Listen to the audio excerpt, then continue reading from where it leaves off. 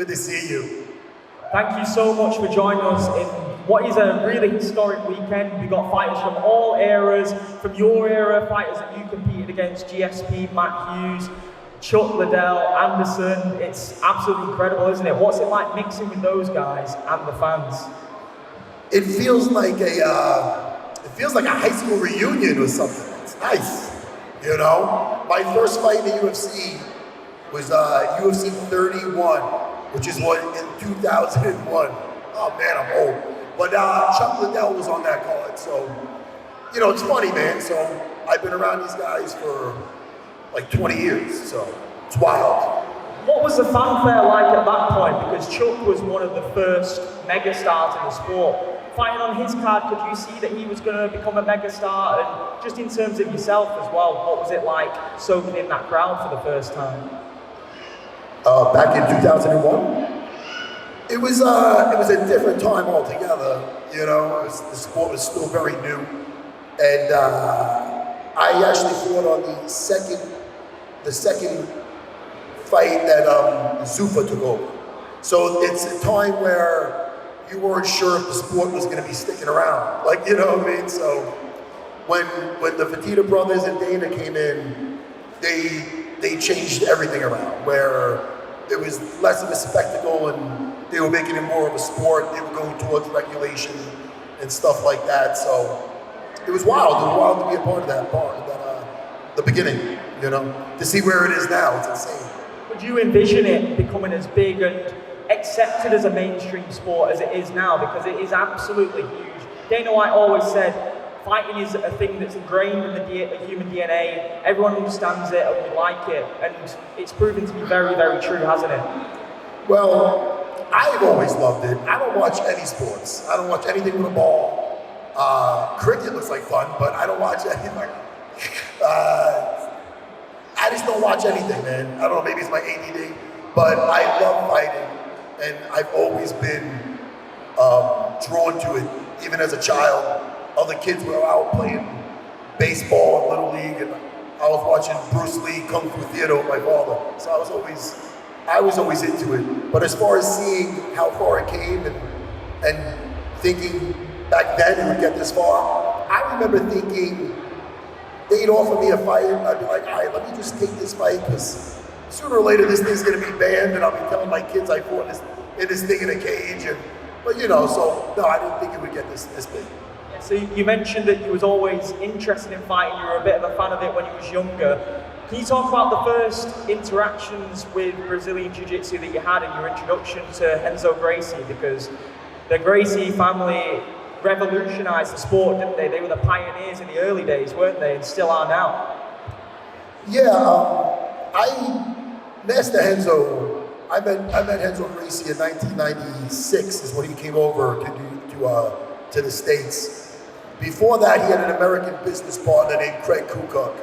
So Craig Kukuk, he arrived in New Jersey in the mid-90s, right? So he was Renzo's partner. He came over a couple of years before Renzo. So I was in Manhattan training under Craig, maybe a year and a half to 2 years before Renzo came over. Then Renzo came over and he took me under his wing, literally. I was working a crappy security job, all-night security job, and you know, Renzo one day came to me, he goes, look man, you're training like shit. He goes, you gotta, you know, what's the matter with you? I told him I was tired. And he goes, look man, quit that job, work for me here. Yeah, next thing you know, he's bringing me to Japan as a purple belt. I was cornering him in rings, you know. So he really took me under his wing. And if it wasn't for Master Renzo Gracie, you know, I definitely wouldn't be where I'm at today. So, you know, much love to Renzo. And my condolences, he just lost his father, you know, the great legendary Hobson Gracie. So, you know.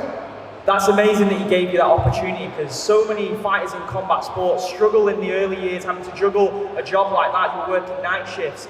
It must be really difficult to manage your energy when you're working a night shift and then having to go into a fight situation as well. So massive props for doing that early on in your career. Just talking about your early days in the UFC, You eventually went on to The Ultimate Fighter Season 4, which was an incredible concept because it was guys that had never competed for a UFC World title. What were your thoughts on Ultimate Fighter prior to that? Was that something that you was interested in? Was I interested in the Ultimate Fighter? Oh, hell yeah. The thing is this, I was already fighting in the UFC. So when I was, UFC was, I was on Season 4.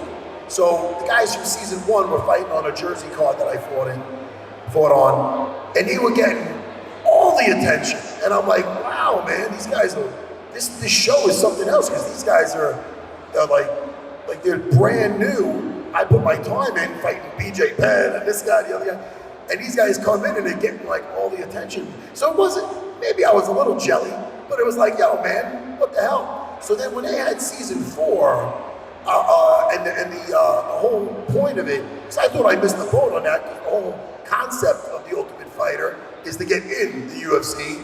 I was already in the UFC. So when they came out with Season 4, I jumped at that stuff, man. I was like, yo, let me try out for that. They approached me with it. And, they fly out to Vegas for an interview. I killed that. They put me in the house. And we had a thank you. And I'll tell you, man, that show, The Ultimate Fighter, literally, it changed my life. It did, The thing is with that, like you mentioned, you killed the interview. It's because, as well as the fighting skills, you got this amazing personality as well, this electrifying personality. And you needed that on the show as well, because the characters in the early days of The Ultimate Fighter, there was all sorts of crazy stuff going on. There was like backyard grappling, people were drinking way too much. You don't really see that sort of stuff now. What was the craziest thing that happened in the house on your season? Might not have even made it to TV. Well, there was one guy, Jeremy Jackson, that jumped over the wall to meet some girl at this lifeguard. He gave this girl, he drew like a treasure map, and he drew like a map to get to the house. And this girl met him outside the house, and he jumped over the wall to go hang out with this girl. I don't think it was worth it, man. He got kicked right off. I mean, he thought he was some kind of freaking ninja. The guy, I don't know. He got kicked off the show, and then later on, I believe the guy's still in jail. So that was probably the craziest thing, but that was caught on tape, we made it clear, me and my buddy Drago, Pete Sell, there was some people in the prior seasons did some pranks and stuff. It was off air, but we made it very clear, like, look, man, no one's messing with my food, nobody's doing anything over the line, or there's gonna be some real problems. So, and everybody was cool in the house. I'll tell you, Season 4, my roommates was my buddy Pete Drago's cell, and then the other bunk bed was Dean Thomas and Chris Lytle, who to this day are very good friends of mine. So. Yeah, because you fought Dean Thomas in the UFC prior to going in the Ultimate Fighter, and obviously everyone knows Looking for a Fight is one of the best shows on Fight Pass. Do you guys watch Looking for a Fight? Anybody? Yes! Yes! Yes! So good. Sorry, people, I get loud. You should have handed me a microphone. It's fucking problems. I can hear you over in the wrestling convention. All the fucking wrestlers are gonna run in here. We'll talk about Looking for a Fight in a bit, but at that point, in your UFC career, were you good friends with Dana White as well? It's very clear that you have a great connection with him as well. Did that develop after you left the UFC? What the question with Dana is what? The friendship with Dana White, was that something that always existed with you as a fighter, or did that develop after you left to compete in the sport? My earliest memory of having a conversation with Dana, like a clear memory, I was on a stretcher, and it was after the Shorty Carter fight, and they were wheeling me out to the ambulance, and I got stopped with a spinning back fist. And I remember him just being very genuine, and I was on, he was like, that was a great fight, and he was like shaking my hand, and I didn't really know him then. Again, he wasn't who he is now. He was just a guy, he's part of, he helps run this thing, And that was the first time I remember having a real conversation with Dana. But now he's my buddy, man. And it's funny, because he's not really buddies with he's not really tight with any UFC guy. You know what I mean? For some reason, we get along very well. And I like him. I like him a lot as a guy, So. It shows it's a very genuine... I mean, he likes me. I don't ask him for nothing. I don't even ask him for tickets. So I don't fucking know. My life's good. So I like Dana. Me and Dana get along very good. And he's a solid guy, no matter what anybody thinks. Yeah, I like the format of the show. You go explore a new city, go and eat the food, go do some crazy thing, whether it's water. We should do a looking for a fight in Manchester. Yeah, who wants to see that? They're getting fucking crazy. See? That's big. We should though. What crazy thing could you do in Manchester? Because you like doing high octane, adrenaline pumping stuff. Has anyone got any ideas what they could do? Not sure. No, there's not. You've got crazy things going on there. Let's visit a pub late at night. We're looking for a fight, all right? That'd be fucking insane. Maybe just go into Manchester and look for a fight. But yeah, that would be awesome if you actually maybe for the next UK show you come and do. Have you done one over here before in the UK? We did. No, we never did one in the UK, but people have been asking. We just shot one in Boston last month, so there'll be another looking for a fight coming out soon. That show is like fucking. Once you think it's dead, it comes right back. So every once in a while, my phone rings. They go, "Look, we got another job," you know. So I remember there was a guy behind you at a fight, and he was talking some stuff that you didn't like, and he was getting into it with him. You know what's funny about the looking for a fight gig is they approached me with that show, and they go, "Look, Dana's doing this new reality show. This is the pilot episode. We're gonna bring a new fighter on every episode. So we want you for the pilot episode." So the pilot episode, you know, I did good on that show. You did very good. With an argument with a ring announcer. And right before I got to that argument, we would, Evander Holyfield, which I'm sure everybody heard of Evander Holyfield. So they go, "Matt, the producer's like this little guy with a little bit of a lisp." And he goes, "Whatever you do, just don't, curse in front of him, He's very, the guy's very religious. Don't curse in front of the champ." So I'm like, "No problem." But then I got into it with this ring announcer, and I forget. Next thing you know, I'm like Joe Pesci with the F's coming out. And I felt bad immediately because Evander Holyfield's right there. So I went to the producer. I go, "Hey, Rory, man, I know I got the memo about the cursing. I'm sorry." And he goes, "Are you kidding me? That was TV gold." I go, "Fuck." So next thing you know, I'm a regular on Looking for a Fight because of my foul mouth. It was a moment that had to happen then, wasn't it? It had to happen. And kids, there's a time and a place for the bad language. I just want to be a good role model. Time and a place, and the time is when looking for a fight. Time is right now, though. We mentioned the Ultimate Fight. We'll go back to that because it was a bit different because there was no fixed coaches. There was coaches that would sort of come in and give their bit and then leave. And one of the coaches, well, two of the guys that are in this room, was Matt Hughes and GSP would come in. Yes. And I remember at one bit, if I remember correctly, Matt Hughes had only had one fight with GSP by that point. It was the one that Matt Hughes had won the first fight. So he was teasing GSP a bit, if I remember correctly. Things are about to get awkward now. I don't know what. Man, I know you'd be coming with the fucking hard questions.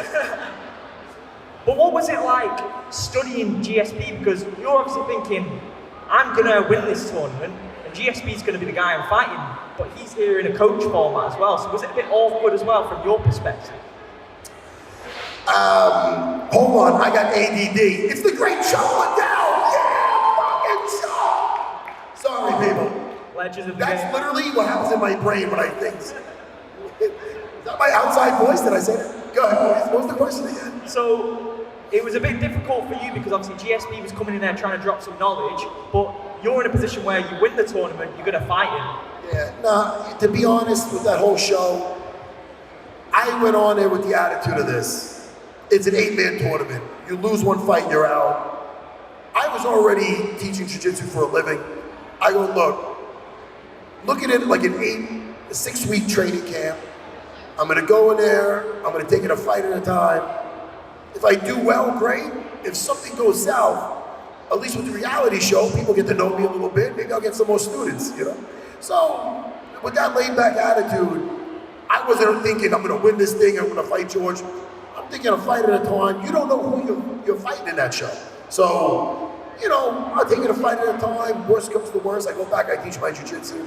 I don't put too much pressure on myself, Did the mind not switch when you was actually fighting George? You were still just very relaxed, just like whatever's going to happen is going to happen? Or did you go in there with the pure intent, nothing's going to stop me from defeating George? The fight with George. No, you know what? It's all about the mentality. Like, I knew I kind of had an ace up, a card on my sleeve where everybody thought I was going to try to grapple George because I was known for my jiu-jitsu. I knew I had heavy hands from sparring, you know what I mean? And I was yet to show it. Maybe in one fight I knocked down Caro, but I was yet to really just rely on my stand-up. So I knew that George fought better wrestlers than myself. Not better fighters, I would say. He's, pretty proud with that. But like guys like straight-up wrestling, Frank Trigg, Short Shirt, Matt Hughes, Mayhem Miller, these guys all better, the bigger and stronger, better at getting the fight to the floor. They couldn't get him down. So I knew that if I tried to get George down, it was going to be a rough night. So I didn't know I was going to take him out and lay him out and beat him on my feet, but I had the mentality of a him or me mentality. So I knew, so that's very freeing. So knowing it's a 5-round fight, but have no intention of going 5 rounds, putting yourself out there, to hurt somebody, you got to be there to get hurt. So I knew I was willing to be there, to put myself in the fire, to hurt George, even though I'd be willing to get hurt. And the sparring paid off, and to be honest, it felt like really, it felt like a good night of sparring, a good day of sparring. Like it just felt on, things were clicking. So, Do you remember what was going through your brain the first time that you rocked George? I had a fight prior, to George that actually got me into the Ultimate Fighter. It's a fight I lost to Carol Parisian, where I did a rolling right to start the fight. I dropped him, and then I went, a little ballistic trying to put him away. Instead of just lining up my shots, he weathered the storm, and I ended up getting tired, and I lost that fight. So I took a lot from that. And my coach, Ray Longo, the great Ray Longo, he told me, when you get someone hurt, half a second, line up the shot. Take the time, line it up, line up the shot, and then go. Don't just go caveman. So, that's what I did. So I lined up my shots when I had him in trouble, and I didn't really process it was over until it was over. You know what I mean? So, getting that belt put around your waist, you understood the magnitude of that, best in the world at the welterweight category. I'm guessing you didn't sleep that night, man. I bet it was absolutely unbelievable feeling. What was it like being the champion?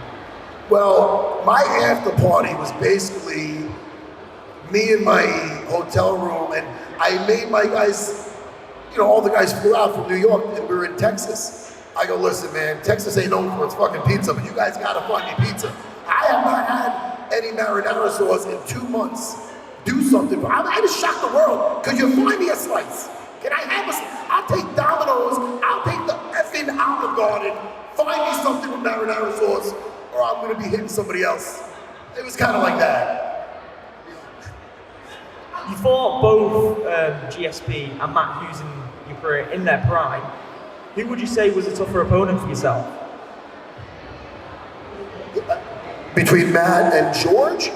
Well, to be fair, I mean, Matt is prime. Me and Matt are the same age, so we fought each other at the same stages of our career, but George was in his prime. I mean, that was the new, fighter 2.0 type stuff. You know what I mean? The new MMA complete fighter. So I'll say George is, the more complete type fighter. You know what I mean? So, yeah, George. How were you responding to losses in your career? Because, like I said yesterday, this is a sport where you're not going to get Floyd Mayweather. You're not going to get someone that's going to go out with an undefeated record. We've currently got John Jones, which is the only guy doing it at the high level. But the best fight the best, year in, year out. Sometimes someone's going to get your number. How did you respond to a loss mentally? How would I respond to a loss? Shoot, man, I got enough of them. So, not that you get used to it, but you got to look at it's all about the mentality. So if you look at my record, man, I got losses to BJ Penn, Dean Thomas. There's a bunch more, but a lot of those 2 fights easily could have went the other way. You know what I mean? So it's I knew I could hang with all these guys. I fought the best of the best And every one of them knew they were in a fight. So it's not like I'm going out there getting smoked. I never had to tap. I never had to say uncle. Hey, listen, I'm proud of it, but at the same time, there's also no shame in it. I'm just saying, I don't have any loss that really keeps me up at night. You know what I mean? The only one that really bothered me was, well, I mean, the second fight with George obviously was horrible, and he was amazing. But the best remedy for that is beating somebody else up. So I remember after that, I fought Matt Hughes, and I felt good about that, even though I didn't get the nod. And then I knocked out Frank Trigg, and all my worries flushed away with him hitting the canvas. And what was it like making that decision? Because you never stayed too long in the sport. You didn't outstay your welcome. You know, some guys, they stay too long and things happen that they don't want to happen to them. Whereas you left at a right time. What was the mentality behind that one? Was it an easy decision to make? Yeah, you always feel you got one more, and towards the end of my career, I remember I fought Chris Lytle for a second time, and I wanted to, like I don't want to say I knew I could beat him, but I beat him before by playing it kind of safe and just managing my distance and striking to the clinch, and he's a hard guy to get down and finish, but I beat him on a decision to get that title shot at the end of the Ultimate Fighter, to win the Ultimate Fighter. But I wanted to challenge myself, so I know I dropped Matt Hughes, I dropped Frank Trigg, so I was really having fun with my hands, and I knew my best shot of trying to finish Chris was maybe hurt him standing, and then maybe get him on the floor or something. So I don't know, I fought 3 5-minute rounds with a guy that used to be a professional boxer. It's not the smartest decision. We clashed heads where I have a nice scar now, which is something I really take pride in, because I had to fight another 11 minutes with it, and I had a gash on my head. But I remember I wasn't no longer fighting just to win, I was fighting to try to challenge myself. I put that on top of, after that fight, I remember specifically, I had young kids at the time, and I had somebody calling me out. I don't remember who it was, but I remember if somebody called me out in the past, I would take it very personal. And I want to get them. And I was literally about to walk out and take my kids to the neighborhood park. And I remember hearing the guy wanted to fight me and being like, I'm just gonna take my kid to the... So I'm like, that's not right. I should be more of a savage. So once I felt I was getting more domesticated, I had to get out. You know what I mean? And you were part of 2 of the most iconic victories in the history of the UFC. Obviously, we'll talk about George St. Pierre there, but Chris Weidman as well. He was there when he finished the man standing over there, Anderson Silva. What was that experience like, seeing Chris achieve history? Well, unfortunately, I had a medical issue. I had to I had to get a rib removed. I had a blood clot. I wasn't there when he won the title. You know what I mean? I was there for the rematch, which was an unfortunate thing. You know what I mean? But to see Chris and to be a part of any part of Chris's journey, because he trains with myself very long ago, was a beautiful thing done. So I watched that at home, and Chris Weidman's a great guy, just like Anderson Silva. They're great people. But Chris was very just channeled in, and we knew he was going to be a champion. He was just undeniable. And then he defended it how many times. He's a hell of a fighter, Chris Weidman, and a great person. So I was very happy to help him any way I could. Who are your favorite fighters to watch at the moment in the UFC? That's rough, man. I mean, it's hard to pick of just a few. If you name, obviously I'm a little biased. I got front seats with my guys. We got Aljamain Sterling. Marab is so fun and such a sweetheart of a person that it gets me emotional thinking about the guy. He's such a great person.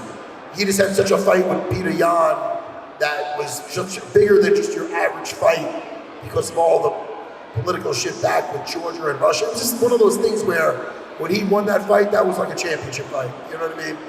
And Matt Favola is a guy people don't talk about. He's fighting Drew Dober next month in the same card as Aljo fighting Cejudo. Matt Favola is a very exciting fighter. So I tend to like my guys, but I like everybody. I am a fan. I was ordering pizzas and fucking Pudgy's chicken wings watching the UFC back in 1993, man. So I'm a fan like everybody's a fan, you know? I was a fan that got involved. You mentioned Aljamain Sterling there, Cejudo fight coming up next week. What do you make of the matchup? I like the matchup a lot, yeah. I wouldn't do strategy because they're going to be fighting still, but, you know, I feel good about it. You're going to be there for that one? I will be there for that one, yes. Final one, I know we touched on looking for a fight before. Sage Northcutt, that was one of the most iconic ones. Obviously, his career didn't progress in the way that people thought, but the hype around him was insane. Who was the fighter that has impressed you most off that show?